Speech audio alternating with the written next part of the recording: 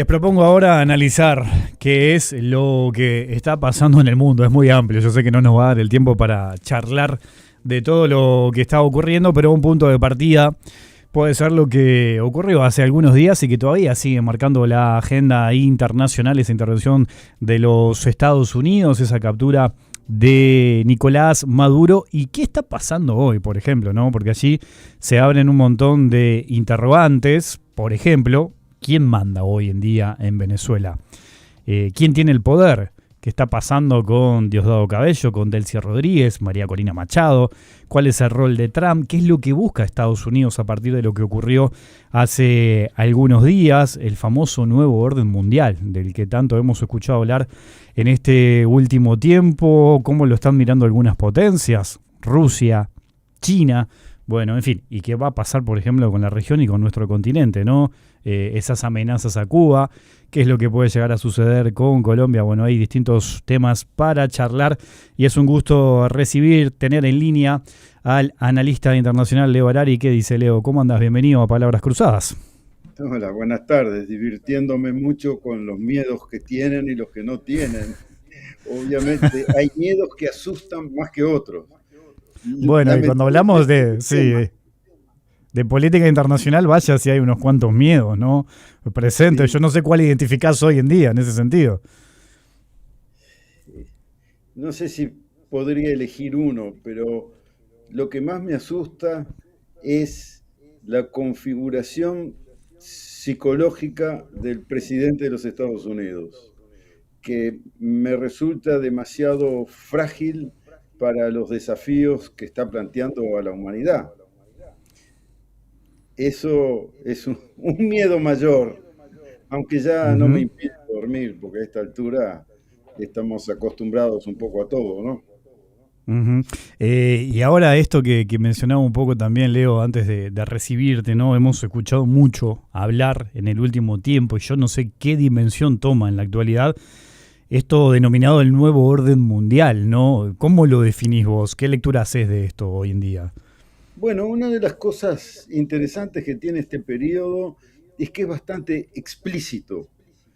Yo me he pasado, cuando uno dice analista, te pasás leyendo noticias, tratando de confirmar cosas, leyendo análisis de otros, pero tenés que adivinar en buena parte las intenciones de las grandes potencias, porque se van expresando de a poco o indirectamente o diplomáticamente, pero hoy en día y desde el 4 de diciembre pasado, en que se desbloqueó lo que se llama el embargo, es decir, la prohibición de difusión, pero desde el 4 de diciembre está circulando en el mundo un documento presentado por la Casa Blanca con la firma de Trump, que tiene 30 páginas, que se llama La Estrategia de la Seguridad Nacional de los Estados Unidos, en donde plantea con claridad cuáles son sus objetivos, cuál es su visión del mundo y qué piensan hacer.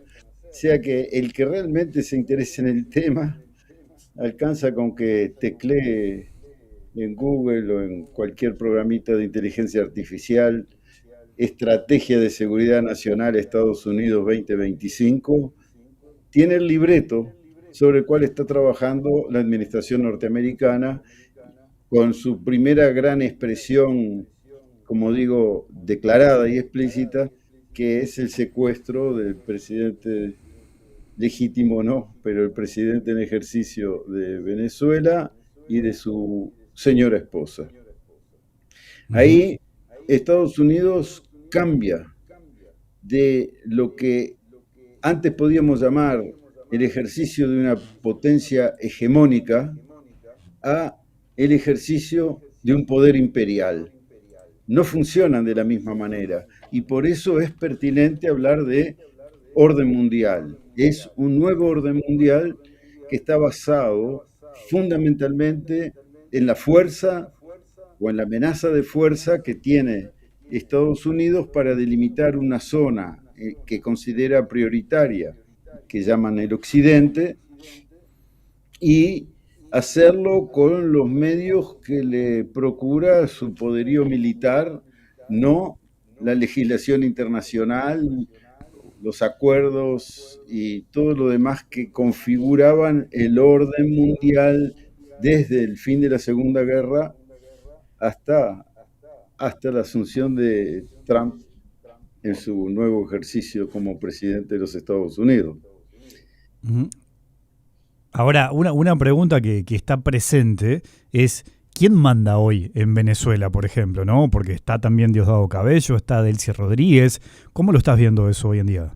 Bueno, es obvio que los que mandan no están en Venezuela, están en Washington o en Miami. Hubo ahí una negociación que deja en claro que las decisiones se van a tomar en otro lado a cambio de no desarmar demasiado. Eso lo podemos aclarar después, digamos, pero no desarmar el poder en marcha como el Estado venezolano que conocemos. Es decir, desapareció el presidente, hay una vicepresidenta en ejercicio, esa es la que está reconociendo por ahora Estados Unidos bajo la amenaza de una nueva intervención aún más masiva que la que hicieron. O sea que la pregunta no es muy complicada. El verdadero poder está afuera, tiene forma de portaaviones, aviones, submarinos, drones y todos los aviones de caza y todas las otras eh, medidas de imposición por la fuerza. O sea que les van a dejar hacer, dirigir el tránsito y tratar de mantener el orden en su propia gente. Hay gente que quiere estar en la calle para protestar por esa intrusión en el país y hay gente que quiere estar en la calle quizás para festejar un posible cambio de un gobierno que es cuestionado, pero no hay la más mínima duda que han dejado en la calle y vivo, pero no con poder real, a lo que era el gobierno en ejercicio de Maduro. Sí, de hecho, bueno, en estos últimos días también Diosdado Cabello ha salido a la calle a tratar de pedir un poco de calma, de tranquilidad a la población. ¿Vos pensás que eso es parte también de esa estrategia en esto que decís? Bueno, el que manda se manda desde Washington, más allá de los que puedan permanecer supuestamente en el gobierno que tenían vinculación con Nicolás Maduro. Mirá, si mirás un poco la historia, Estados Unidos tiene más de 40 intervenciones militares sobre territorio sudamericano y latinoamericano, que vienen desde 1823 en adelante, ya sea para sacar presidentes, como hicieron con Panamá, para conquistar territorio, como hicieron en la guerra con México, se quedaron con la mitad del territorio, para ocupar colonias que eran de España, como hicieron desde 1898 en la guerra con España, la cual buena parte fue en Cuba, que en cierto sentido la liberaron del Imperio Español, pero quedó en un paquete entre los cuales está también Puerto Rico y otros territorios de los cuales España tenía influencia, Filipinas, etcétera. O sea que el fenómeno no es nuevo.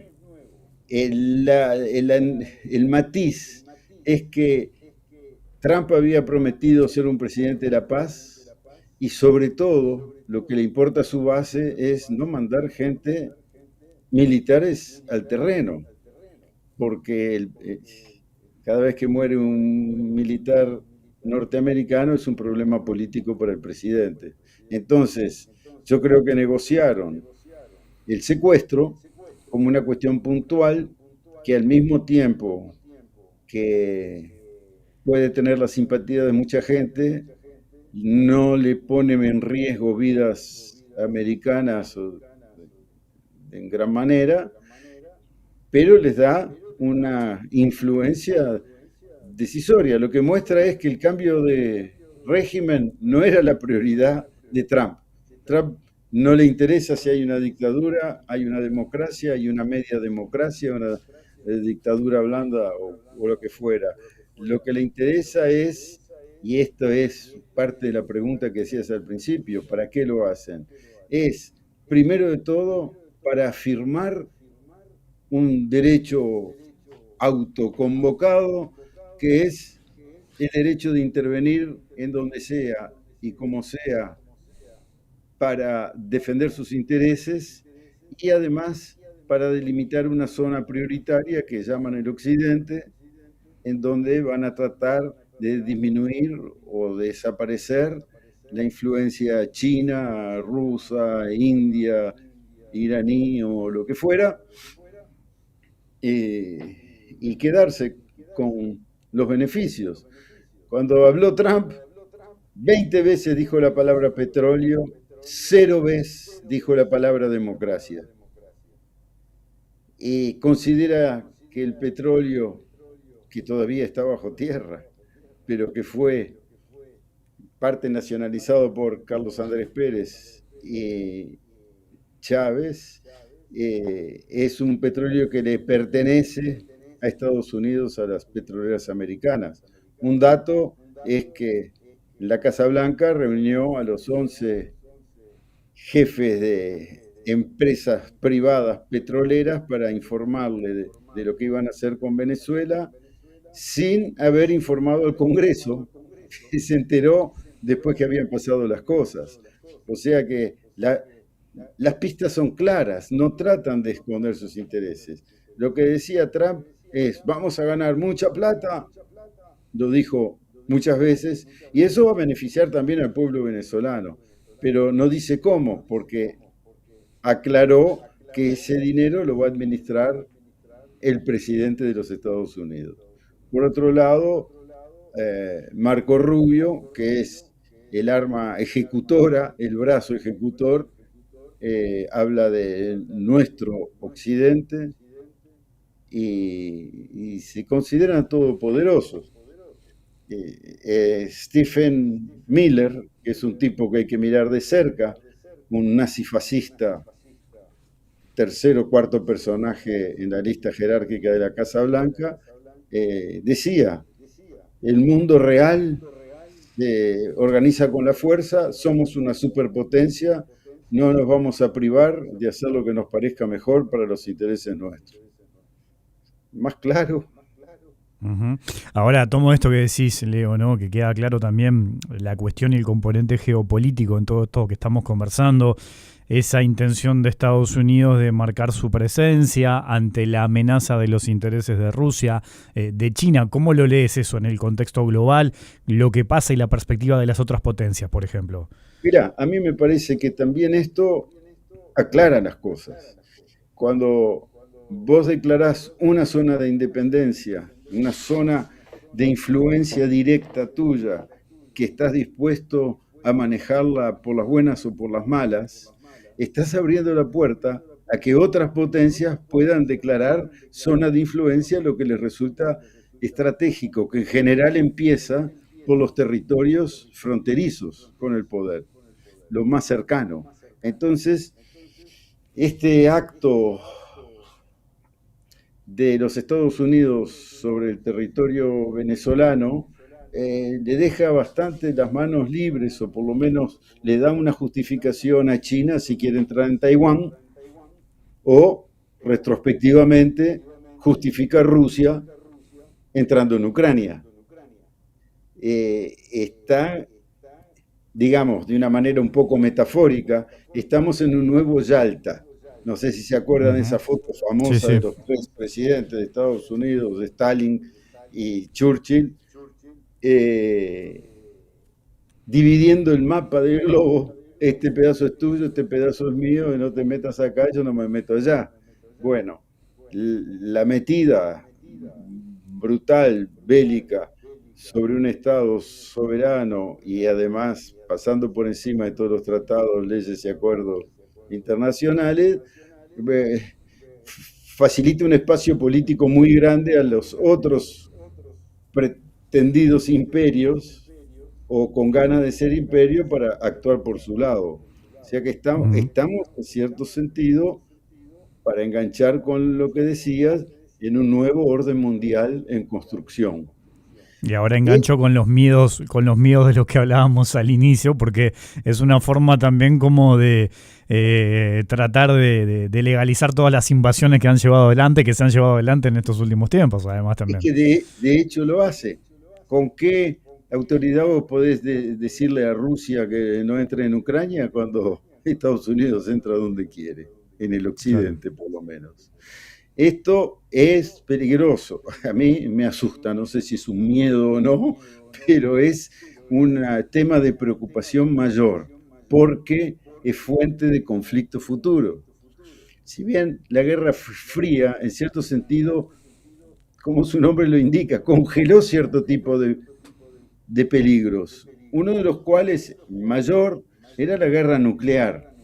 Hubo como una especie de disuasión, si vos lo usás yo la uso y nos vamos todos al diablo, y eso ha servido para evitar el enfrentamiento entre la Unión Soviética y Estados Unidos. Pero no estamos en la misma situación y la disuasión nuclear no impidió otros conflictos. La acción de los Estados Unidos abre la puerta a mayores conflictos. Yo terminaría esta respuesta diciendo de que no es una demostración necesariamente de fuerza de los Estados Unidos, es más bien una pista de repliegue, porque han sacado fuerzas que estaban en el oriente y en el mar de la China, y intentando influir sobre zonas cercanas a Irán, del cual hablaremos luego, y, y del Medio Oriente, para concentrarse en estos momentos en el occidente. Pusieron la cuarta flota muy importante, muy pesada y con una gran capacidad bélica en el Caribe, es decir, cerca del Canal de Panamá, cerca del México, que es un socio importante para Estados Unidos, y encima nuestro, en donde además de Venezuela está Colombia, que les molesta, etcétera, etcétera. O sea que en buena manera es un repliegue, es una especie como de reflejo feudal, de montar las murallas alrededor del castillo. Eso es lo que están haciendo. Bueno, y justamente, ¿no? Porque, bueno, Trump ha hablado y ha amenazado en cierta medida a Cuba. ¿Cómo estás viendo? ¿Pensás que también puede pasar algo en los próximos días, en los próximos meses con Cuba? ¿Está la preocupación lógica de Colombia también a partir de todo lo que sucedió en Venezuela? ¿Qué lectura haces de esto? Todas esas preocupaciones son legítimas, porque el libreto está puesto arriba de la mesa. No es que estamos adivinando por qué habrán atacado a Venezuela. Atacaron porque pueden. Es decir, es la afirmación de la fuerza. El mensaje es claro. Van a decir, no queremos acá que se metan poderes de otro lado. El poder que está acá es el nuestro, a lo cual, que es lo que vendría a ser lo que se llama el corolario Trump de la doctrina Monroe, para los que tienen ganas de empezar a hurgar un poco en la historia, que es muy esclarecedora al respecto. Eh, es un peligro, yo estoy absolutamente convencido de que esto va a ser una corrida hacia adelante, no hacia atrás. No se van a quedar tranquilos. Ya en Irán se están preparando en medio de un caos terrible y de una situación de fragilidad y excitación social grande, además de una Ujú. sequía terrible, ¿no? Están teniendo pocas horas de agua por día en Teherán porque no hay. O sea que hay un momento ideal para golpear, y el American First hay que entender que incluye a Israel. Israel es como si fuera un estado de los Estados Unidos y no cualquiera, quizás el más influyente. Es una base de operaciones y es la cabeza de lanza del occidente en el oriente. Pero fundamentalmente lo que va a hacer Trump, no hay que olvidarse de que dentro de 10, 11 meses tienen las elecciones a medio tiempo, es ocupar el terreno tratando de hacer que la política interna norteamericana se ordene también porque está caótica, que se olviden de los asuntos del siniestro pornográficos de Epstein, que se olviden de la violencia con que están tratando a su propio pueblo con la Guardia Nacional y el ICE o ICE o ICE, como quieran llamar, que es las fuerzas especializadas en echar extranjeros, que están haciendo todo tipo de violaciones a la ley americana. Están tratando de olvidarse que hay más de 50 congresistas que renuncian o no renuevan sus mandatos cuando termina este periodo legislativo. Se van porque no quieren ser parte cómplice de lo que está pasando, que hay abogados, fiscales que renuncian porque el Departamento de Justicia lo están usando para vengarse de gente y no para hacer justicia. Bueno, hoy yo leí ahí un WhatsApp de una ciudadana de la ciudad de Minneapolis que decía: yo ando con un chifle en el bolsillo y si veo que andan las patrullas llevándose gente, empiezo a soplar para que lo que quieran esconderse se escondan, sepan que hay un ataque. Y parece que hay gente que sale hasta con tambores cuando ven las patrullas de ICE. ¿Por qué? Porque el pueblo americano también empieza a agitarse y a sufrir de este tipo de políticas. La política de Trump es afirmar su base, que es una base profundamente frustrada, muy sensible a discursos supremacistas y al el desprecio del extranjero y echarle la culpa a los demás, y con esa base marchar políticamente adelante a nivel interno. Pero eso no lo va a frenar, sino al contrario, lo va a hacer crear eventos todo el tiempo que mantengan a la opinión pública ocupada. O sea que ahí se vienen miedos que todavía no tienen nombre. Bueno, sí, está bien, habría que definirlo, pero mencionaste al pasar ahí lo de Irán, ¿no? Con manifestaciones, ejecuciones, muertes, represión. ¿Qué mirada tenés sobre todo esto y también en ese impacto, ¿no? En todo esto que estamos conversando a nivel general, no solo en los Estados Unidos. ¿Cómo ves lo que puede llegar a pasar allí? Mirá, tuve la suerte profesionalmente de conocer algunos cuantos iraníes y me di cuenta hasta qué punto ignoraba todo. Irán no es cualquier cosa. Para empezar, es un país que tiene casi 100 millones de habitantes. Para seguir, es que fue un gran imperio, el imperio persa, que creó una cultura poderosa y sobre todo terminó imponiendo una un mecanismo de identidad nacional a través de la adhesión a la corriente chiita del islamismo, que hace que todos los iraníes se sientan iraníes en un país que es muy grande y con una historia compleja y que podría ser muchos países, digamos. Hay una unidad cuyos dueños son, por ahora, los ayatolas. Pero es un país que tiene historia también en el intento de modernización.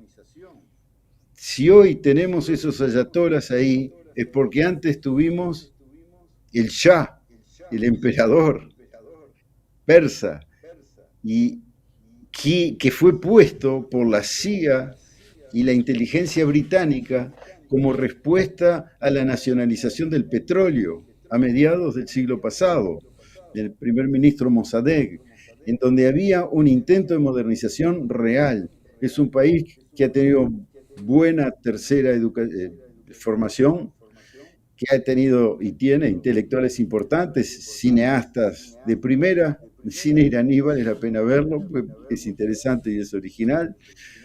Y tuvo, en el momento en que el Shah cayó,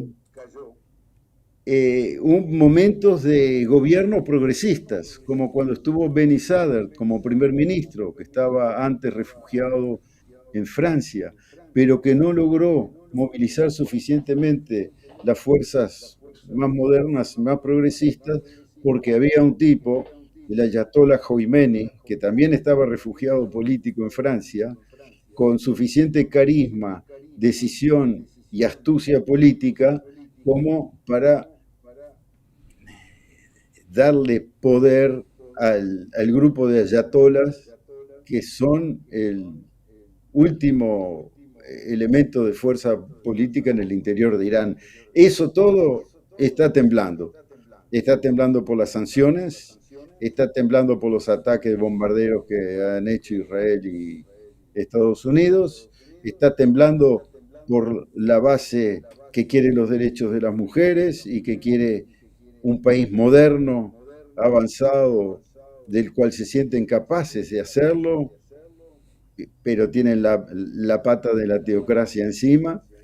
O sea que es una teocracia atacada y probablemente una coyuntura favorable para hacer algo que sueña Israel con hacer, porque los ayatolas han adherido a la idea de hacer desaparecer el Estado de Israel, o sea que es considerado un enemigo principal. Y puede pasar mañana de mañana esto.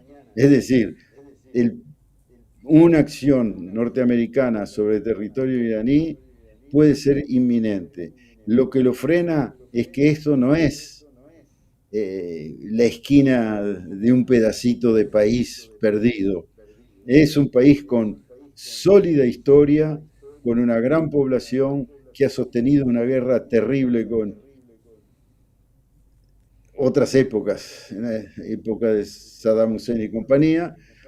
Estados Unidos siempre ha tratado de debilitarlo porque también es una de las grandes reservas de petróleo en el mundo y porque tiene líderes capaces de liderar una salida progresista una vez que se saquen de encima los ayatolas. O sea que Estados Unidos e Israel preferirían borrarlo del mapa. Leo, lamentablemente se me terminó el tiempo, quedaron un montón de cosas para conversar mismo sobre Irán, también apelando a ese conocimiento que tenés. O sea que te planteo, y te invitaría otro día para seguir charlando. Te veo en un fondo muy lindo, muy verde, con mucha luz, disfrutando del tiempo lindo, así que bueno, la seguimos otro momento, si te parece. Sí, por supuesto, esto no es más que rascar el principio del título del primer tema. No, no estamos ni miramos la tapa del libro, que de todas maneras Sí, aprovecho para insistir. ¿Quieren entender Estados Unidos?